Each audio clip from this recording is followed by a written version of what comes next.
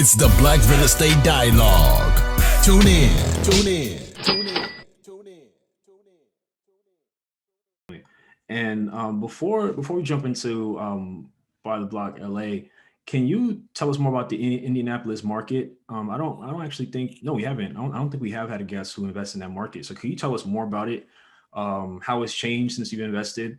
Some of the reasons that you decided to invest there, and kind of what you see in the future. Yeah, I mean the main reason was just because I was in the city, I was able to ride around and see stuff, and that was pretty much that. And like I said, it was a toss up, it was a jump ball, between Yeah. the A and Indy, and Indy won out. The way it's changed since I've been there has been pricing. Prices are starting to go up, and they're still cheap compared to what we pay in Cali. I mean, you still can buy rental properties all day for $40,000 to $50,000 easy. But when I first got in the market, I mean, you probably were getting stuff probably more around 30, 35, and they still pop up.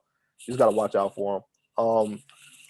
You know, excuse me, Indy as a whole is kind of like a forgotten city to me to a degree. Like a lot of people kind of just forget Indianapolis is Yeah. even there. And but they have a lot of job growth there. There's a lot of people who work in the medical field there. A lot of tech jobs are coming there. So it's definitely on the upswing.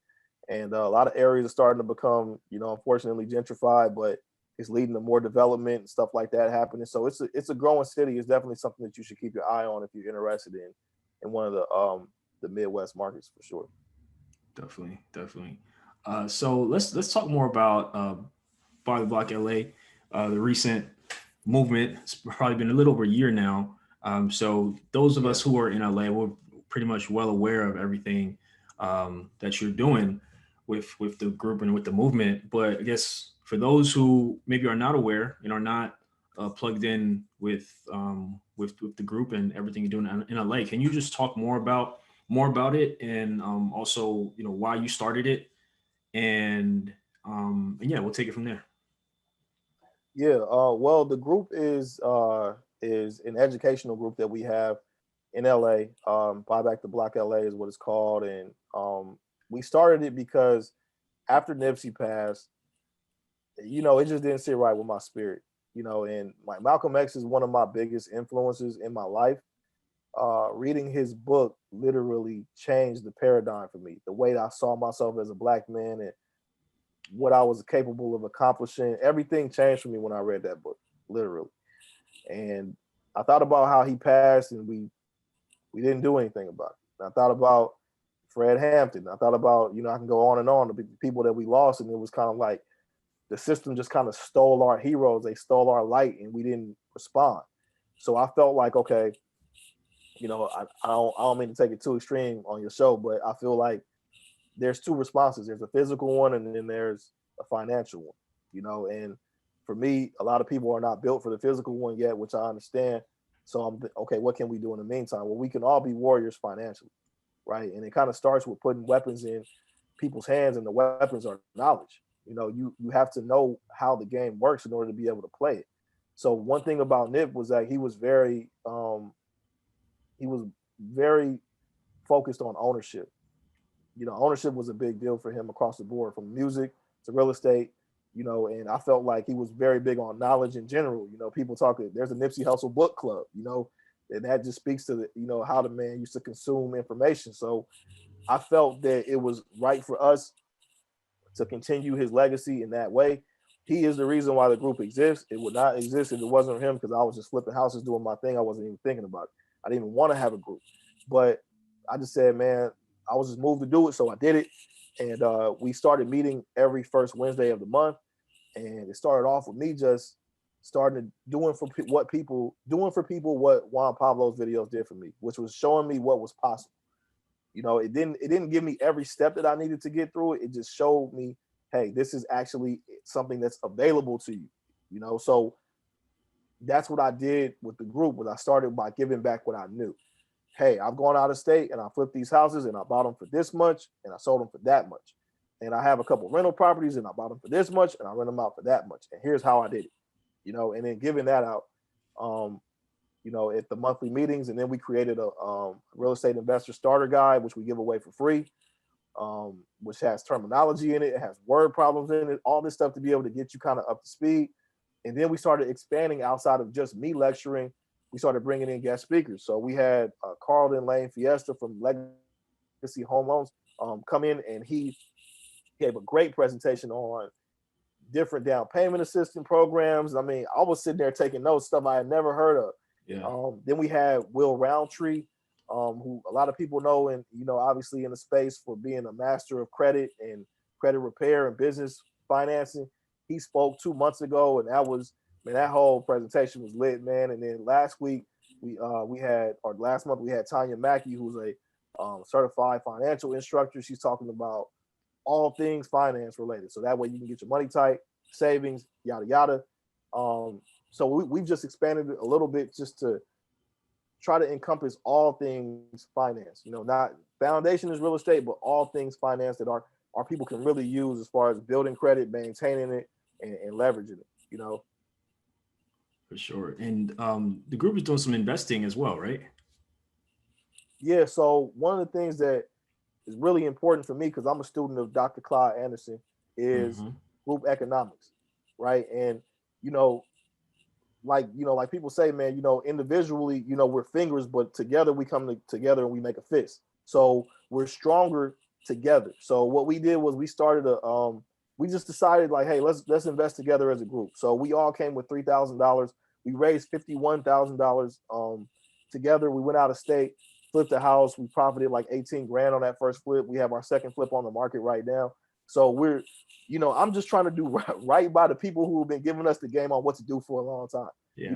Malcolm gave us the game before Clyde Anderson. Clyde Anderson gave us the game on what to do. And he's getting up in age now. And I can tell he's just looking at us like, man, y'all still not listening, huh? I told y'all what to do, but you running around here trying to solve it all kind of other ways. Get together, work together. So I'm trying to take the knowledge that they gave and put it into action.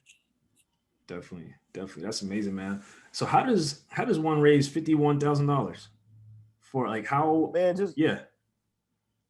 I didn't mean to cut you off, man. No, go ahead. It's really the people, man. Like it ain't got nothing to do with me. It's the people. The people. Like we're at a time in history where the collective conscious levels of people is rising across the board. The conversations that people are having now about group economics and about politics and about like these are conversations that at the barbershop were not happening 15 years ago. Now you having different kind of conversations about white supremacy and systematic racism. It's like all this stuff that people, it wasn't even part of the lexicon back then. Now it's part of everyday jargon. So now you like, all right, people are waking up. You got rappers talking about ownership, not blowing money on stupid stuff. Like once it hits that seed, it's gone after that. It's just a matter of time because if you look at what the rap lifestyle was, and I know it better than most because I've been in the business since I was 19, it's all about lavishness and irresponsible behavior for the most part. That's what we celebrate in is irresponsible behavior and lavish living. When you get down to the people who celebrated that and you're changing the paradigm, now they're like, okay, instead of me having 18 million cars and painting them all the same color to show that I got this collection and I'm flexing, man, I'm trying to get these properties real quick. I'm trying to buy this commercial building. I want to own the place that my studio was in so I don't pay rent anymore. Like when you start looking at that shifting, oh, you got a problem on your hands. And that's what's happening with our community. It's starting to be a rumbling. Our generation is going to change everything. The kids who come behind us, they're going to know about LLCs. They're going to know about trust. They're going to know about all kinds of stuff that we didn't know about. So we're getting dangerous as a people. And that's what it's beyond our control. It's already written, man. God, that's why it worked. It ain't because of me. It ain't because of nothing. It's because of what happened with Nip. It's what happened. It's what's happening in our history. It's where we are in time. It's just like this confluence of circumstances, and that's why it worked, in my opinion. Definitely. So you mentioned that the group you did a first flip, which is dope, and is already a second one on the market. What do you see for the group like in the future? What are some goals or some thoughts that y'all have had? Man, that's a good question. So, out the gate, we wanted to focus on being successful with the first one, proof of concept. And then now with the second one, we're looking to sell that one as soon as we catch a buyer for that. So the ultimate goal for me was just ownership by any means necessary. I had no specific destination. Like I kind of knew what city we were going to, but I didn't know what street, that we were going to stop on. So to me, the city was ownership. But now we're going to drill down and figure out what exactly we want it to look like. And one thing about the group is that I don't make the decisions. We all present the ideas and everybody votes. And whoever wins, whatever option wins is the option that happens. So if people say, hey, when we get the money up to X number of dollars, let's say $300,000, we want to buy an apartment complex, you know, then that's what we're going to do. If that's what everybody votes on, you know, if we say we want to buy commercial space, that's what we're going to do.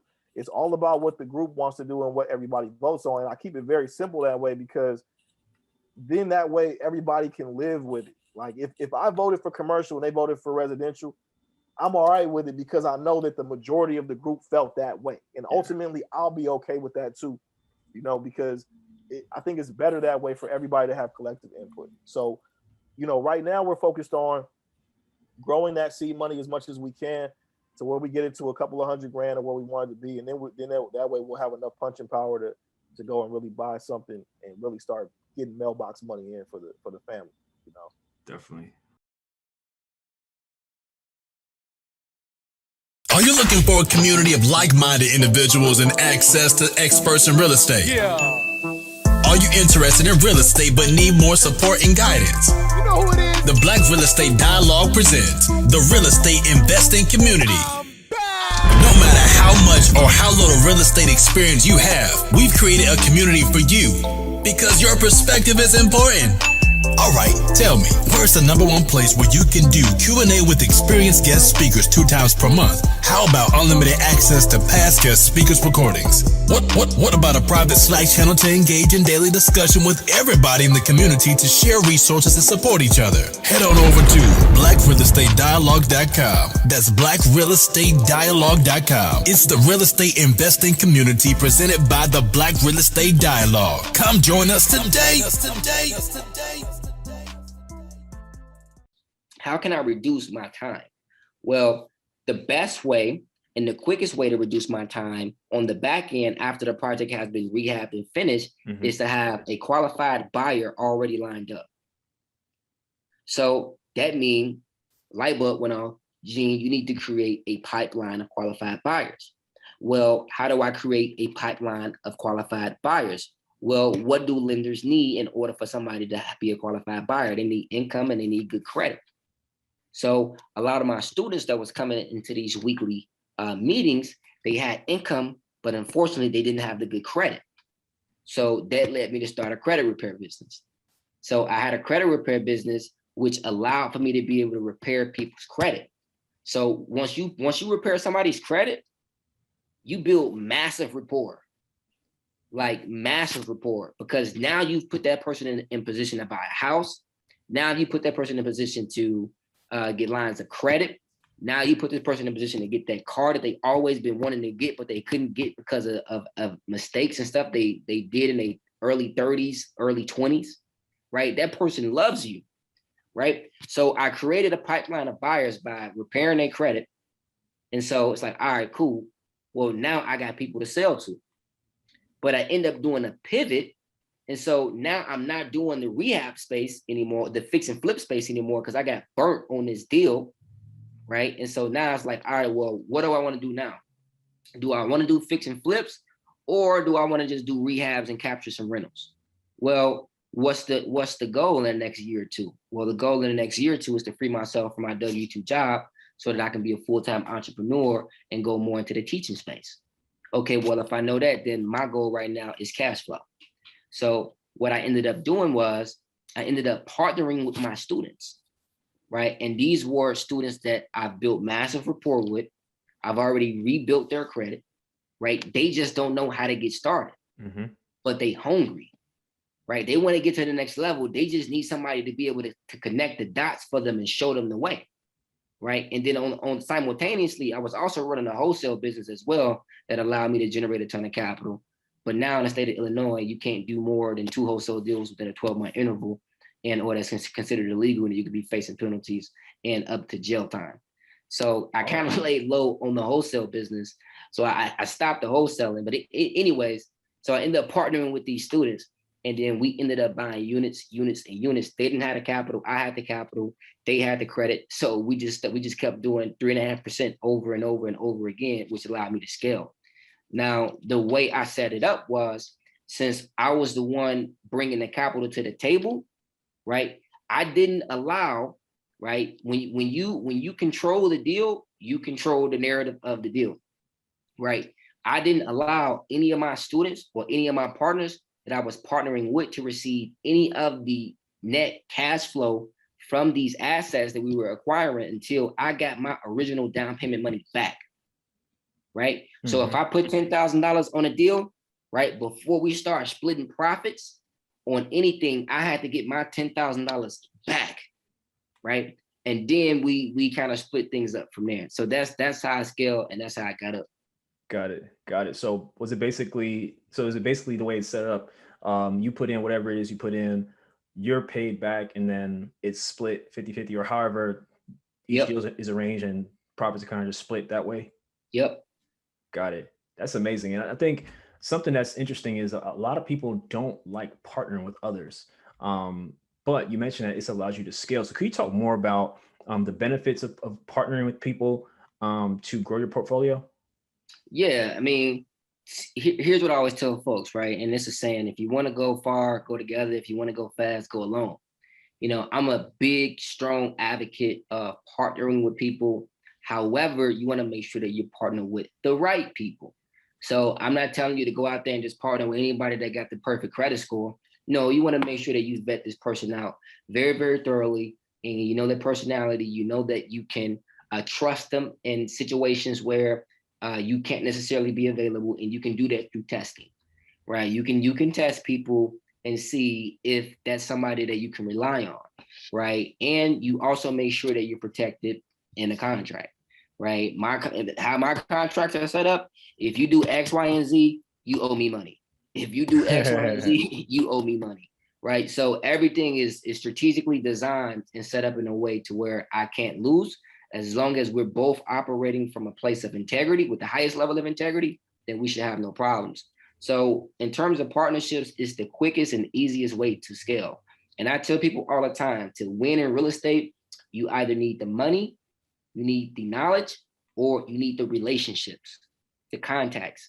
Real estate is not a contract sport. A lot of folks get that confused. It's not a contract sport at all. It's a contact sport. Contacts meaning relationships. Right? You don't need all three. You just need one of the three. If you can get one of the three, you should have no problems.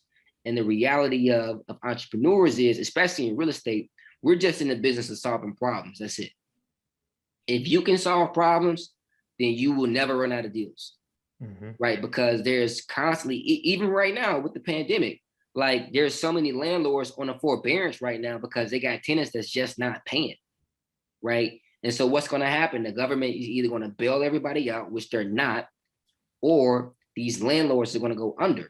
So you're either somebody right now that's stacking dough, you're preparing, you're practicing for that game, because that big game is coming. It's only just a matter of time. So partnerships is everything. Definitely. And what year did you start investing? I bought my first property December 27th of 2018. Got it. So about 2.5 years, and you're up to, you said what, 31 units? I got 31. Yeah. Wow, that's pretty fast growth. And in Chicago too, which is a major city. We've had multiple guests from Chicago, but can you talk more about the Chicago real estate market over the years, and I guess currently from your perspective? Yeah, Chicago is hot, man. Depending on what market you in, so you could buy. I like Woodline personally. Woodline is on the south side of Chicago, is bridging the face of Hyde Park, and is catching a lot of the gentrification from Hyde Park. However, with investors buying up Woodline crazy, obviously, you know, the market value has increased tremendously. So it's starting to become very, very hard for the average person to buy, because they're not competing with traditional homeowners. They're competing with investors, and these investors are coming with $200,000, $250,000 cash, right? So a homeowner is going to take the person that's buying in cash, you know, rather sooner than the person that's buying a loan, because that loan is not guaranteed. That person might go out there and do something crazy and go buy a car increase their debt to income ratio, and now the lender is like, yo, we can't give you the loan no more, right? Or for whatever reason. But somebody that's buying in cash, they can close quicker, right? And then they got the cash. So Woodline is a market that is on fire. You can still catch some deals, and it's a fast appreciating market. So I own 2 properties in Woodline. South Shore is another good area as well. The Barack Obama Library is getting ready to get built in South Shore, which is South Shore, Woodline. They're all like gracing each other. So you got Hyde Park, you got South Shore, then you got Woodline. It's all interconnected. So in terms of the Chicago market as a whole, very, very hot. You also got markets such as Inglewood that's building up, which is a great place for anybody to start. It's the hood, right? But there are diamonds in the rough. Hi everyone, Sam here from the Black Real Estate Dialogue. Make sure to hit that notification bell and that subscribe button, and to visit us at blackrealestatedialogue.com.